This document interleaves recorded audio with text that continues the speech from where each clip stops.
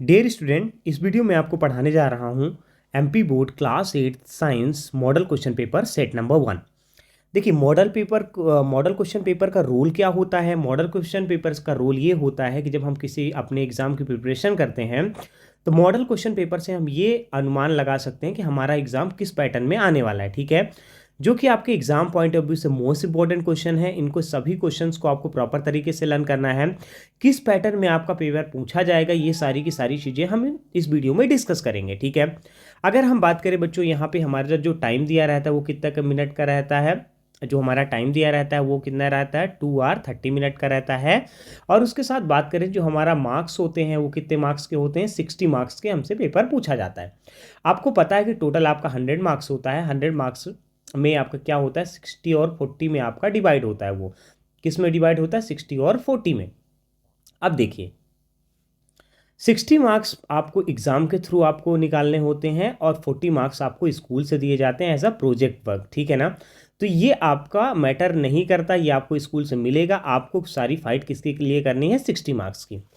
देखिए, आपका एक ऐसा इंस्ट्रक्शन दिया रहेगा जो आपका पेपर रहेगा। ठीक है ना, कि ऑल क्वेश्चंस आर कंपलसरी, सारे क्वेश्चंस करना कंपलसरी है, मतलब सभी प्रश्न हल करना अनिवार्य है।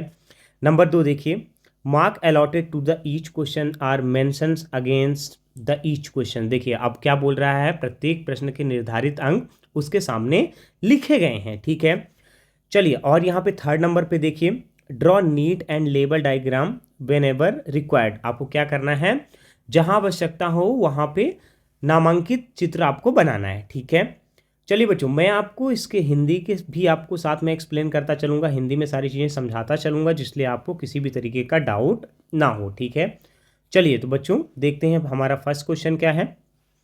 फर्स्ट क्वेश्चन यहाँ पे हमारा बोल रहा है, unwanted plant which grow along with the crop is called. जो अनवांटेड क्रॉप, मतलब इसका हिंदी मीनिंग हो जाएगा कि फसल के साथ जो उगे हुए अवांछित, मतलब अनवांटेड प्लांट जो होते हैं, पौधे जो होते हैं, उन्हें हम क्या कहते हैं। ठीक है, सबसे पहले मैंने आपको ये बताना मैं आपको भूल गया, जो आपके मल्टीपल चॉइस क्वेश्चन होते हैं गाइस, वो कितने मार्क्स के, 5 मार्क्स के पूछे जाते हैं।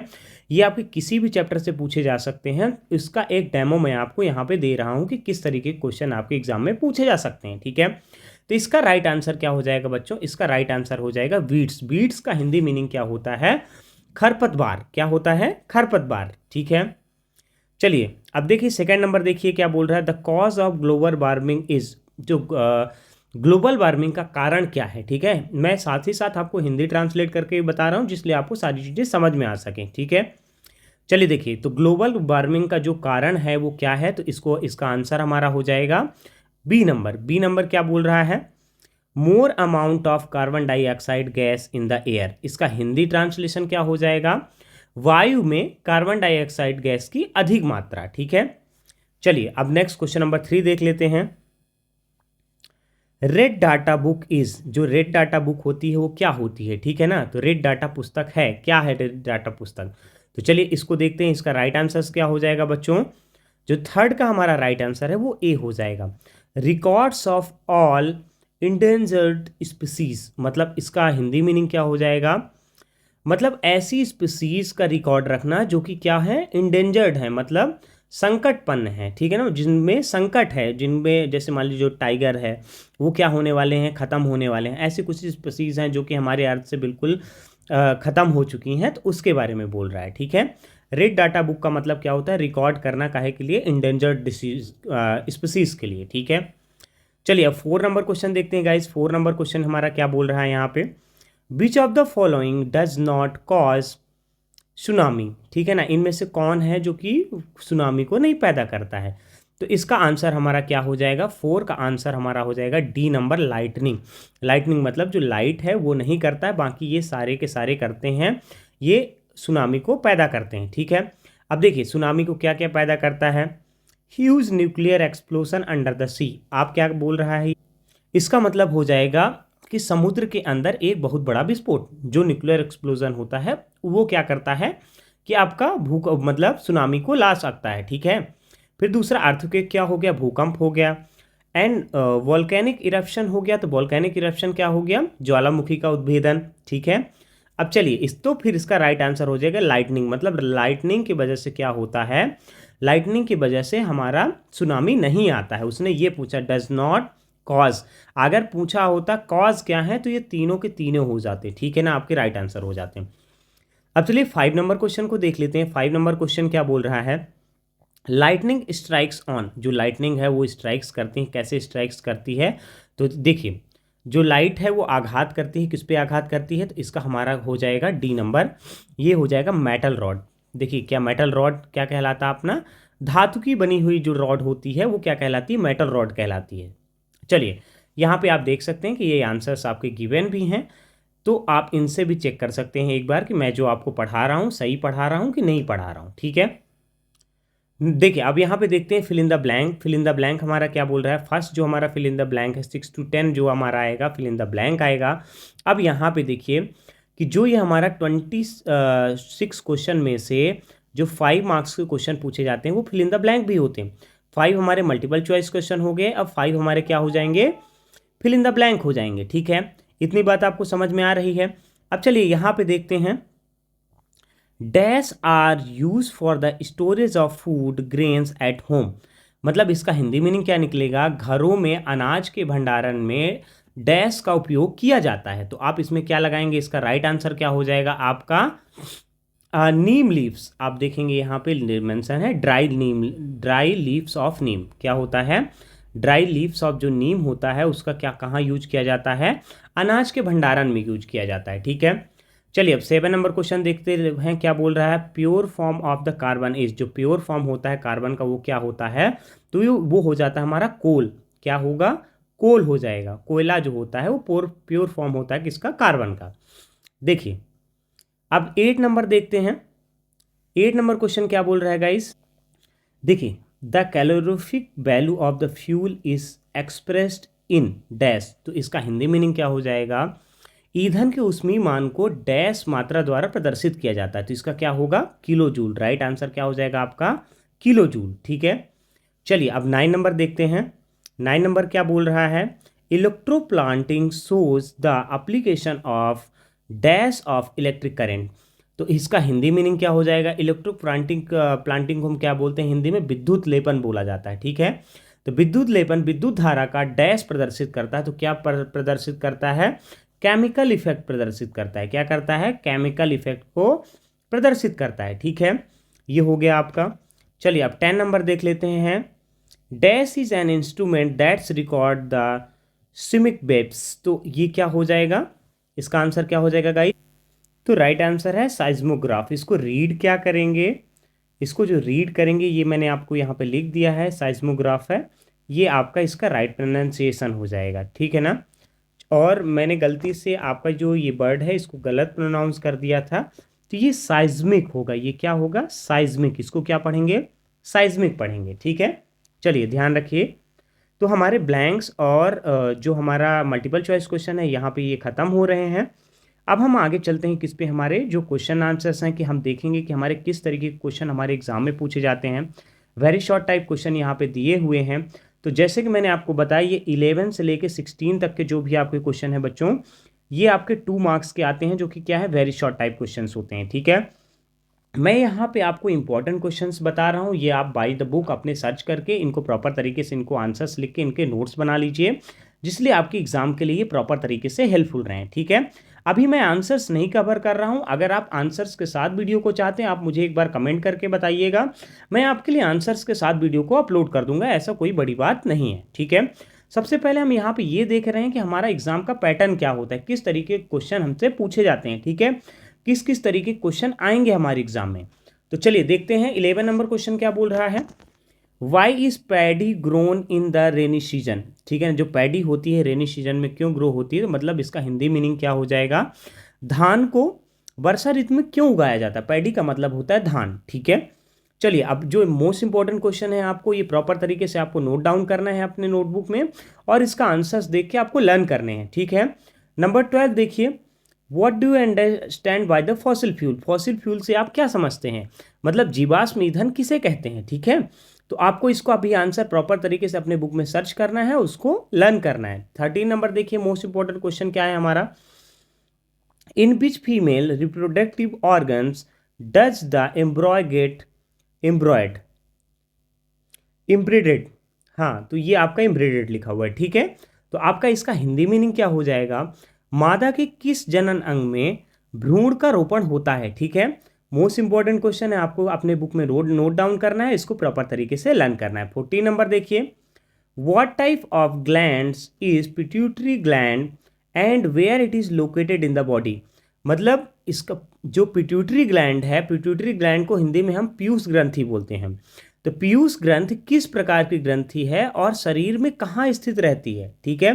तो इसका आपको क्वेश्चन को प्रिपेयर करना है, प्रॉपर तरीके से लर्न करना है। अगर आप आंसर्स चाहते हैं कमेंट करके आप मुझे बताएंगे, मैं आपको आंसर्स के साथ वीडियोस अपलोड करूंगा, ऐसा कोई इशू नहीं है। चलिए नंबर 15 देखिए, what is the reason for the change in the state of motion of an object, ठीक है।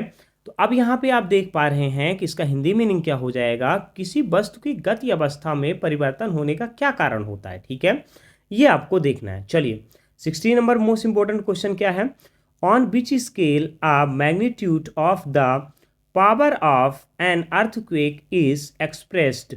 मतलब इसका हिंदी मीनिंग क्या हो जाएगा गाइस, भूकंप की शक्ति को भूकंप के शक्ति के परिणाम को किस पैमाने में व्यक्त किया जाता है, मतलब मापा जाता है, ठीक है ना। तो ये आपका हिंदी मीनिंग है। देखिए इसी तरीके के आपको छोटे छोटे क्वेश्चन पूछे जाएंगे जो आपको वन लाइन में लिखने होते हैं, वन सेंटेंस में, आपको इजीली वो आपको नंबर दे के जाते हैं, ठीक है। अब यहाँ पे आप देख पा रहे होंगे कि हमारा क्या बोल रहा है, शॉर्ट आंसर टाइप क्वेश्चंस बता रहा है, ठीक है। शॉर्ट आंसर टाइप जो क्वेश्चन होते हैं ये हमारे 3 मार्क्स के पूछे जाते हैं, टोटल हमसे 6 क्वेश्चन पूछे जाएंगे, मतलब ये हमको 18 मार्क्स दे के जाएंगे, ठीक है, जो कि एग्जाम पॉइंट ऑफ व्यू से मोस्ट इंपॉर्टेंट है आपके लिए, ठीक है। अब चलिए देखते हैं हमारा पहला क्वेश्चन इसमें क्या बोल रहा है। पहला क्वेश्चन जो हमारा 17 नंबर क्वेश्चन है, देखिए, why is the use of wood as a fuel harmful. अब देखिए आपको ये बताना है इसका हिंदी मीनिंग क्या होगा कि ईंधन के रूप में लकड़ी का उपयोग करना हानिकारक क्यों है, आपको रीजन बताना है, ठीक है। तो आप इसका रीजन इजीली बता सकते हैं, ठीक है। आप बुक में चेक करेंगे चैप्टर में तो आपके इसके आंसर्स आपको प्रॉपर तरीके से मिलेंगे। आप प्रॉपर नोट्स बनाइए बच्चों, थोड़ा हार्डवर्क तो आपको भी करना पड़ेगा, तभी तो आपके एग्जाम में अच्छे नंबर आएंगे ना। चलिए 18 नंबर क्वेश्चन देखते हैं, what will happen if the top layer of soil is exposed. क्या होगा अगर टॉप लेयर ऑफ सॉइल को क्या कर दिया जाए, एक्सपोज कर दिया जाए, ठीक है। तो चलिए यहाँ पे देखते हैं क्या बोल रहा है, इसका हिंदी मीनिंग एक बार एग्जैक्टली देख लेते हैं। क्या होगा अगर मिट्टी की ऊपरी परत को हम क्या कर दें, हटा दें, सबसे ऊपर वाली परत जो है उसको हम हटा दें तो क्या होगा, आपको ये बताना है। 19 नंबर, ये सारे के सारे बहुत ही मोस्ट इंपॉर्टेंट क्वेश्चन, इनको प्रॉपर तरीके से आपको नोट डाउन करना है और नोट डाउन करके क्या करना है, आपको इनको प्रॉपर तरीके से लर्न करना है। अब चलिए डिफरेंशिएट, यहाँ पे देखिए, differentiate between the internal fertilization and external fertilization. मतलब इसका मतलब क्या हो जाए, आंतरिक निषेचन और बाह्य निषेचन के आपको भेद बताने, ठीक है ना। जो आपका फर्टिलाइजेशन होता है उसका मतलब क्या होता है, हिंदी में निषेचन होता है, ठीक है। तो आपका इंटरनल और एक्सटर्नल जो फर्टिलाइजेशन है उसको आपको बताना है, इसका डिफरेंस है ये आपका। 20 नंबर क्वेश्चन देखिए, explain sex determination of in human being, ठीक है। इसका हिंदी मीनिंग क्या हो जाएगा, मनुष्य में लिंग निर्धारण को समझाइए, ठीक है ना। हिंदी मीनिंग क्या है, मनुष्य में लिंग निर्धारण को समझाइए। चलिए 21 देख लेते हैं। 21 क्या बोल रहा है, right one example for given force. ये एग्जाम्पल आपको देने हैं, जो फोर्स लिखी हुई हैं सारी की सारी, तो आपको मस्कुलर फोर्स का देना है, ग्रेविटेशनल फोर्स का देना है और फ्रिक्शनल फोर्स का आपको बताना है। अगर आप इनका हिंदी जानना चाहते हैं तो मस्कुलर फोर्स का मतलब होता है पेशी बल, ठीक है।